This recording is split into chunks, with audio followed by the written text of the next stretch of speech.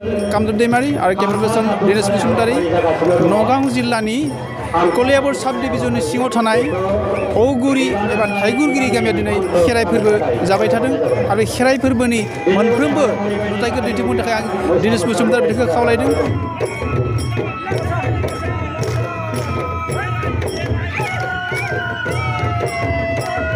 आरो खेराइ फोरबोनि बे समाव बिथांमोननि गामियाव जोबोद गाजा गोमजायै हाबाफारि सोलिदों आरो बे हाबाफारियानो बर्थमान आर'जनि हाबाफारि सोलिदों आरो आर'जनि हाबाफारिनि गेजेरजोंनो बिथांमोननि दैदेनगिरिनिफ्राय जोङो मोनसे बाथ्रा लुबैदों गिबियावनो जों बिथांखौ बरायनानै जाबाय बरायबाय नोंथांखौ खुलुमबाय। कलियाबर जिल्लानि सिङाव थानाय औगुरि एबा थाइगुरगिरि गामियाव दिनै खेराइ फोरबो सोलिबाय थादों। बे खेराइ फोरबोनि गेजेरजों नोंथाङा मा फोरमायनो सानदों? आं गिबियावनो दिनै खेराइ फोरबोनि गोथार दिन साननिफ्राय बे खेराइ फोरबो सालिनिफ्राय नायगिरि नोंथांमोन बयनिसिमबो आरो बर' हारि धोरोम सिबियारि रायजो राजा नोंथांमोननिसिम आंनि खुलुमनायखौ बावग्रोबाय। जोंनि दुलाराय आसामावथ' बर'फोरा खेराइ फोरबोखौ गोदो जारिमिननि दिननिफ्रायनो फालिबोनायखौ जों गुबुन गुबुन लिरगिरिफोरनि गेजेरनिफ्राय जों मोनदों आरो जों बेयावहाय जों जोनोम मोननायनि सिगांनिफ्रायनो खेराइया फालिदों होननानै जोंनि आबौ आजौमोना बुंबोदों आरो जों जोनोमनि उनावबो जों नुबोदों खेराइखौ आरो गोदो आबै आबौमोना जिबायदि खेराइ फोरबो फालिबोदों दाबो जोंनि आइ आफामोननि दिननिफ्राय आरो जोंनि समहालागै जों बे खेराइ फोरबोखौ बे रोखोमैनो गाजा गोमजायै खुंबोनायखौ जों नुबोदों आरो बेवहाय बे खेराइ फोरबोनि गेजेरजोंनो जों आसामनि बे दाबसे खनायाव थानाय बर'फ्रा गुबुन गुबुन हारिनि गेजेराव दंब्लाबो जोंनि रावखौ बेवहाय बाहायनाय नुनो मोन्दों। जोंनि गाननाय जोमनाय हारिमुखौ जों बेवहाय बाहायनाय बा बेरखांहोनाय नुनो मोन्दों। बेनि गेजेरजों जोंनि बर' राव हारिमु थुनलाइया बेरखांदों होननानै आं सानो आरो जोंनि बर' हारिनि थाखाय जि दामनाय देनाय नांगौ खाम सिफुं जथा सेरजा बेखौ बे खेराइनि गेजेरजोंनो खेराइयाव बाहायनाय जायो जिहेथु खेराइनि गेजेरजोंनो जोंनि हारिमुवाबो बेयाव बेरखांदों होननानै आं फोथायो आरो बे लिरगिरिफोरनि तथ्यनिफ्राय बेखौ मोनदांनो हायो आरो बे खेराइ फोरबोनिफ्रायनो जों मानसिफोरनि माने सिबिनाय मानसिफोरनि गंग्लायनाय खुलुमनाय इसोरखौ जों सिबिनायनि गेजेरजों इसोरनि गोहोजों जों गावखौनो फसंनो हानाय हाबा हुखा खामानि दामानियाव मावनो हानाय खेथि बाथिफ्राव जों मोजाङै आबाद फसलखौ जों मावनो हानायनि गोहोखौ मोनो होननानै जों फोथायो। नोंथांमोननि बे थाइगिरगिरि गामिनि खेराइ फोरबोआ बेसेबां बोसोरसिमनिफ्राय खुंबाय थादों आरो दा बेसेबां बोसोर जाखो? आबै आबौमोना बुंनाय बायदिब्लाथ' दा 1833 माने 1833 मायथाइनि समनिफ्रायनो बेवहाय बे थानसालिखौ फसंनायनिफ्राय बा बे जायगायाव रायजो जानायनिफ्रायनो खुंबोदों होननानै बुंबोदों। गेजेराव बोसोरसे बोसोरनै मानोबा एसे खेलिमेलिनि थाखाय एसे माने आख' फाख'नि थाखाय खुंबोनो हायाखै जानो हागौ। बायदिसिना महामारि जायो दैबानाफोर जायोमोन गोदो खलं दैमाया बायनानै बानभानिबो खालामोमोन बायदिसिना गुबुन जाहोननि थाखाय खुंनो हायाखैबो जानो हागौ। नाथाय जों नुनायनिफ्राय मोनदांबोदों आरो नुबोदों खेराइखौ खुंबोगासिनो दङ आबै आबौनिफ्राय। दिनैनि जि खेराइ फोरबो नोंथांमोना बुंदों 1933 बोसोर बैसोनिफ्राय दिनै 2022 मायथाइसिम लान्थि खुंबाय थानाय जाबाय। बे खेराइ फोरबोनि गेजेरजों नोंथाङा दिनैनि बे खेराइ फोरबोआव मा हाबाफारि नोंथांमोना लायो होननानै नोंथां फोरमायनो नागिरदों? बेयावथ' जोंहा माने ट्रेडिसनेलि जों जिबायदि मोसाबोनाय नुबोदों आबै आबौनि दिननिफ्राय बे खेराइयाव ओरैनोथ' आथिखाल जों बायदिसिना बिजाबाव बा लिरगिरिफोरनि बिथिंनिफ्राय डाटानिफ्राय जों मोनो जे 18 रोखोमनि मोसानाय मोनो होननानै। बेनि गेजेराव जोंनि बेयावबो बेबायदि मोसानाया दङ। दौदिनि लाव बा बेबायदि मोसानायफोरखौ जों नुनो मोन्दोंमोन नाथाय दा जोंनियाव दौदिनि गैयै दावला खेराइ माने बोलि होयै दावला खेराइ मोसानाय खुंनायखौ बेयाव नुनो मोनबोदों आरो बेयावहाय जोंना आलारि बाथि लानानै मोसानाय दङ। बेनि उनाव इसा गोलाव मोसानाय दङ। बेनि उनाव सिमसा राजा सिमसा रानि मोसानाय दङ।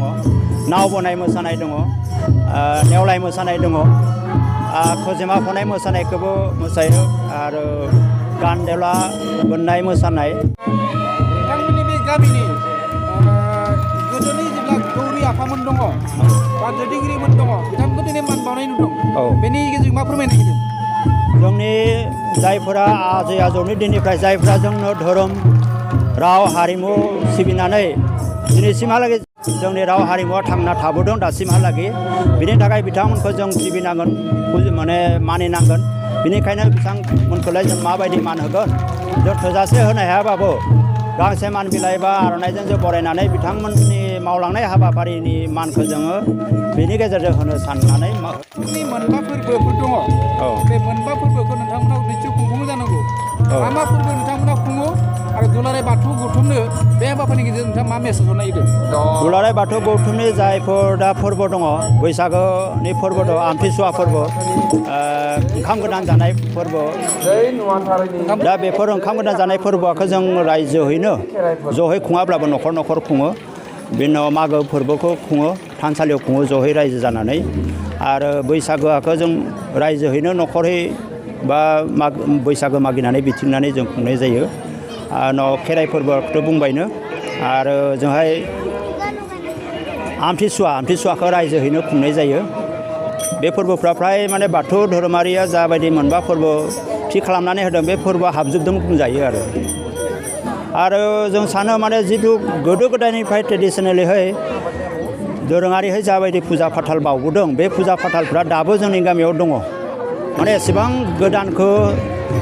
माने थाबैनो आजावनानै लाजोबनो हायाखै बा लाजोबाखै जोंनि आबै आबौमोना थाबै हगारनो नागिरा थेवब्लाबो माने गोदान बाथौ धोरोमनि जा खान्थि बे खान्थिखौ जोङो फालिबोदों आरो जों मानिबोदोंबो खिन्थु गोदोनिखौबो जों हगारजोबाखै नोंथांमोना दुलाराय बाथौ गौथुमजों माबायदि सोमोन्दो लाखिदों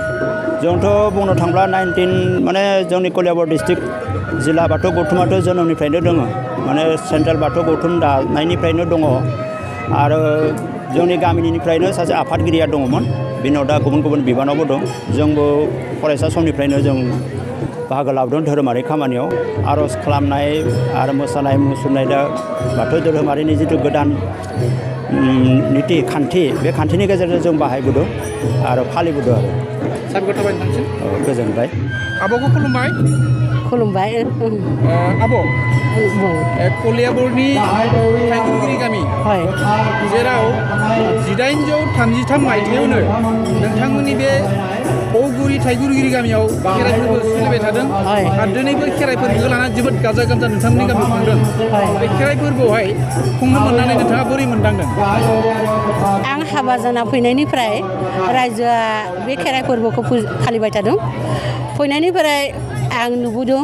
जे खुब गाजा गोमजायै फालियो खुब मोजां नाङो आरो जि फोरबोखौ फालियो बे फोरबो फालिनायावहा जोंनि रायजो आइ माइ गथ' गथाय गासैबो सहयोग होयो आरो बे फोरबोखौ फालिनानै जोंनि जिथुनिखि कला कृष्टि बे कला कृष्टिखौ जों फोथांना लाखिनो हादों बिनि अनगायैबो जिथुनिखि गामियाव बेमार आजार दुख दुर्गति बेफोरखौ होखारनो कारणे जों जिथुनिखि खेराइ फोरबो फालिनानै मोसानानै मुसुरनानै जों आफा बोराइ बाथौखौ फुजियो बे मोसानाय मुसुरनायनि गेजेरजों जों बेखौ फोथायो जे जोंनि गामिनिफ्राय बेमार आजारफोरा दूर जादों लोगोसे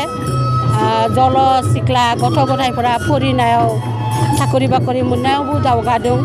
आं फैनायनिफ्राय हाबा जाना फैनायाव जिथु अबस्था दंमोन दाथ' बहुद मोजां जादों आंहानो 30 बोसोर जाबाय हाबा जाना फैनाय 30 बोसोराव आं नुदों बा बेबायदि परिबेक गैयामोन खिन्थु जिथुनिखि फालिबाय बिश्वासाव फालिबाय थादों बे बिश्वासखौ लाखिनानै जों फालिनायावहा नुदों आंनि मेगन सिगाङाव नुदों बहुद परिबर्तन जादों शिक्षित जादों आरो गावनि कला कृष्टिखौ जिबायदि माने जों फोथांना लाखिनो हायो बेनि कारणे जों जथेस्थ सेस्था खालामदों आरो सानो उन भबिष्यतावबो जोंखौ नुनानै जिथुनिखि गथ'फोरा देरबोबाय थादों जोंखौ नुनानै बिथांमोनाबो माने फालिगोन जों बेखौ आसा खालायो आरो बेनिखायनो माने बे बहुद माने माबा जादों आरो जोंनि गेजेराव माने जिथु खौसेथि बे खौसेथिया थायो बेनिखायनो आं भाबियो आफा बोराइ बाथौखौ खुलुमो बे माबानिफ्रायनो खुलुमदों बे बिथाङा जाहाथे उन भबिष्यताव जोंखौ बे रखम खौसेथिखौ थानो लागै बा उन्नतियाव जोंखौ आगुवायना लांनो कारणे खुलुमबाय आरो